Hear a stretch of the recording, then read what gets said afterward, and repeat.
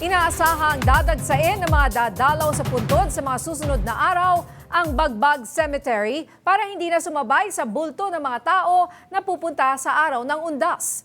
At live mula sa Bagbag Cemetery sa Quezon City, may umaarangkadang balita si PRTV News correspondent JM Pineda. JM, pwede pa bang magpunta dyan para maglinis ng puntod o tulad ng iba ay hindi na pwede, di ba sa North and South, hindi na eh?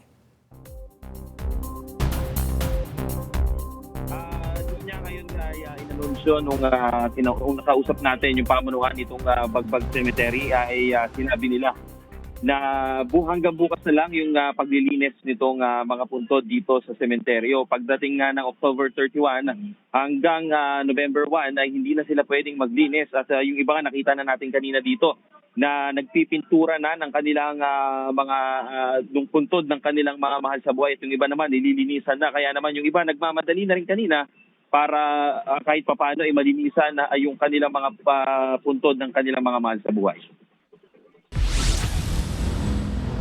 Mainit man ang panahon, mas pinili ng pamilya ni Jerome na dumalaw ngayong araw sa puntod ng kanilang mahal sa buhay. Kalbaryo daw kasi kapag sa November 1 pa sila pumunta sa sementeryo, lalo pat dala-dala nila ang kanilang mga anak. Hindi kami sumasabay doon sa na maraming tao. Tsaka lagi naman kami dumadalaw. Kung hindi kami advance late, hindi kami sumasabay sa Bakit, sir?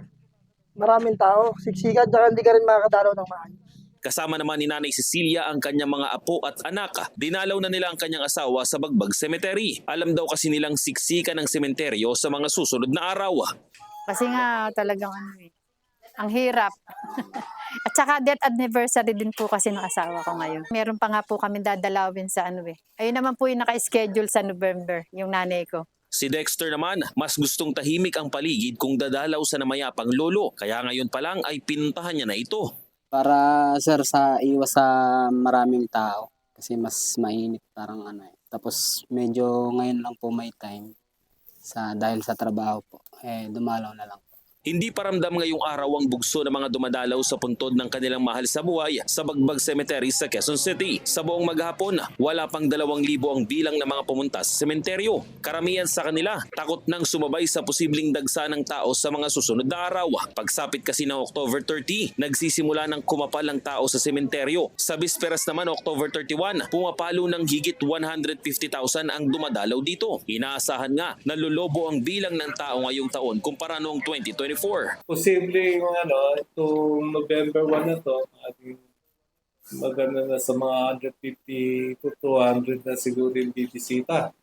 Posibleng umabot na sa 300 to dahil bumalik na tayo sa normal na hindi galing tayo sa pandemic dati. Handa naman umano ang pamunuan sa buhos ng tao sa mismong araw ng undas. Maagang nakadeploy ang DPOS ng QCLGU sa lugar, kasama pa ang mga PNP personnel na nakakalat na rin. May dagdag pwersa na rin daw ang mga gwardya sa sementeryo para magbantay sa seguridad sa lugar.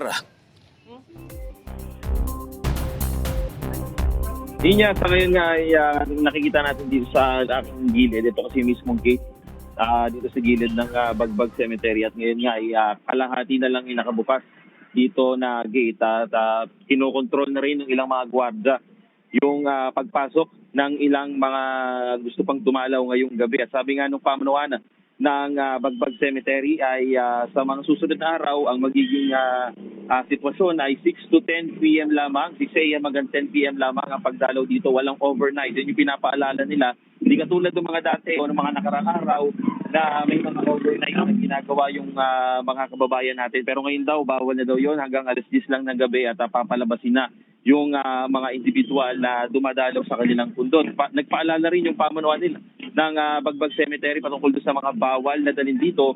Gaya na lamang ng mga matatalim na bagay, mga speaker dahil bawal nga magpatugtog ng mga dito sa loob ng sementeryo. Bawal na rin daw magdala ng pintura sa mismong araw ng undas dahil nga bawal na yung paglilinis. Kaya kukumpiskahin rin daw yon, pati na rin yung mga lighters at iba pang mga bawal. Pagdating naman doon sa mga doon sa mga alagang hayop, yung mga fur babies natin, ay hindi rin nila in-encourage na dalhin ng mga dadalaw dito sa Bagbag Cemetery yung kanilang mga alaga.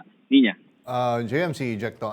Tanong ko lang, JM, dahil di ba syempre hindi na magpapasok ng sakyan, tsaka medyo masikip yung lugar na yan, tsaka although apartment type yung mga libingan, ano ang plano nila sa mga, natanong mo ba kung may plano sila para sa mga senior citizens? Magbibigay ba sila wheelchair or libreng sakay sa mga e-vehicles?